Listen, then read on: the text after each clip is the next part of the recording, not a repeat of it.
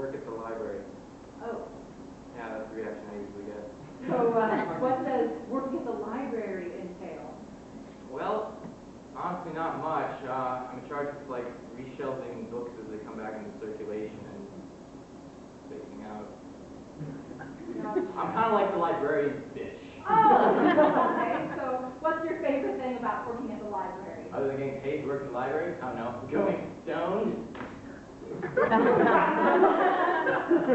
know what? This is fucking bullshit. All of you who are morally opposed to pot smoking, first of all, you're just like in the wrong place, you know? The police are high. Everyone's high. You're fucking high.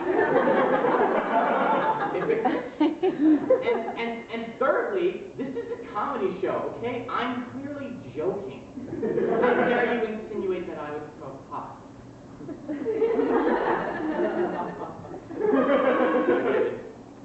Hi, Alex. My boss. So,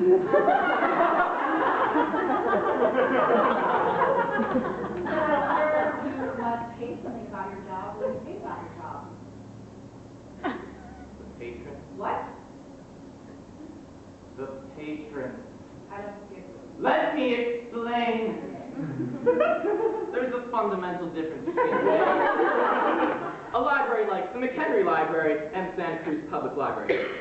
The McHenry Library is a place built for students to pursue scholarly things, to study, to write, to read. The Santa Cruz Public Library is a place for homeless people to pursue their recreational desires. It's kind of like their stomping ground. I have a few examples, if you would indulge me. Exhibit A! George. George is a vile man. George sits in the same corner of the library on a daily basis and takes any opportunity he can take to answer his phone as loudly as possible. His conversations often follow a thread such as this one. Hi, yeah, I'm in the library. Yes, I'm in the library. No, well then you come to me. I said take the bus. I said take the bus. You're not listening to me. When you're ready to listen to me, I'll talk to you. But until then, see you later. We think he's a crack dealer. Exhibit B, Crazy Eddie. Crazy Eddie, where did you get your name?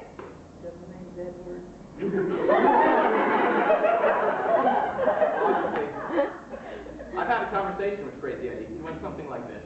He beckons. Excuse me, librarian. Librarian. I approach the situation like a monster.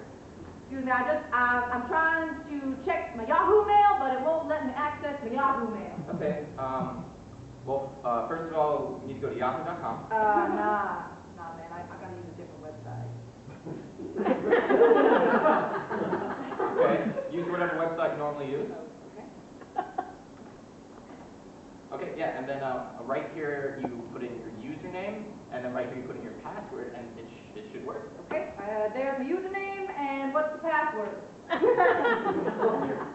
you asking me what your password is? Yeah, usually I usually just type my username, and then it just goes. I typically, like, the email accounts require you to have a password, like a security precaution or something. Yeah!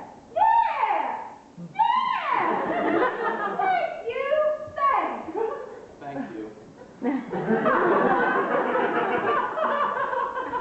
Exhibit C, Bag Lady. Bag Lady gets her name from exactly where you think she would. She carries bags, full of more bags. And she... What are you doing? We're doing cat lady. Bag Lady. Bag Lady. Bag Lady. What was I saying before cat fucked up? Right, Bag Lady. She comes into the library, she sits down in the genealogy room, and begins to build a blockade, if you will, of books, to disguise her tinkering as she takes bags out of bags, folds bags, to put them back into bags. Ritualistic thing. And she fucking mutters to herself. And then there was a little tiny Christmas thing. Oh, I got so big for your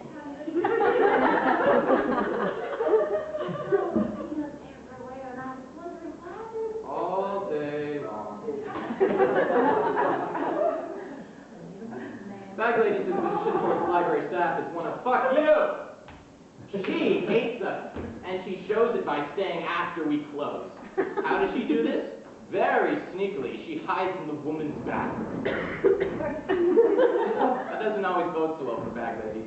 One time, the new guy locked her in the bathroom after closing out. She was in there for like a solid 30 minutes, and she starts like pounding on the door and like screaming, "Let me out!"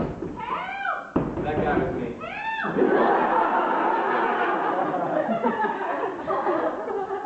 Exhibit E, crazy gas mask man. Or his library staff affectionately knows him, Doug. Doug has some issues. He stumbles about the library as if he's drunk and sleepwalking. And he wears a gas mask, which is really quite unsettling. So. And sometimes he doesn't, and that's how you know he's perfectly okay.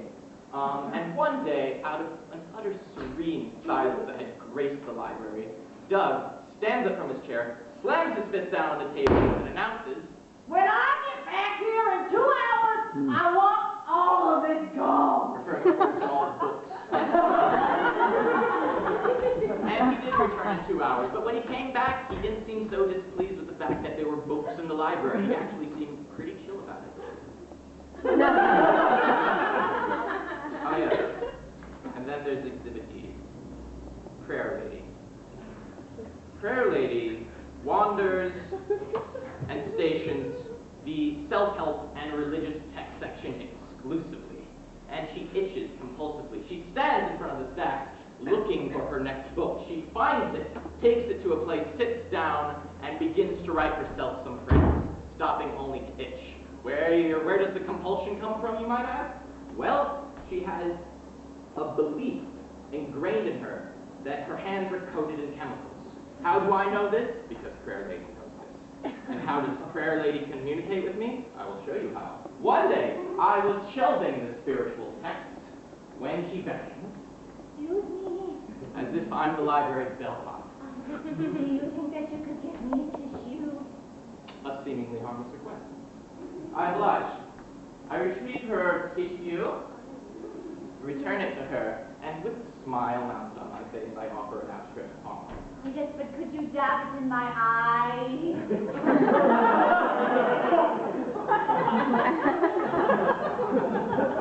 In my mind, I'm like, yeah, fucking right, lady. What I managed to say is, you can.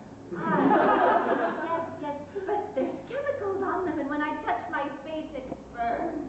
I am utterly bewildered. I don't know what to say or what to do. I'm standing there frozen, perplexed, and in my perplexion, she fucking nuzzles my hand. Like a diseased cat, she nuzzles her hand, her eyes against my outstretched hand. Now, I am all philanthropy. I love to give back to those less fortunate than myself, but I draw a goddamn line at nuzzling a complete stranger's hand and getting your eye juice on them. And that's why I hate the patrons of the library.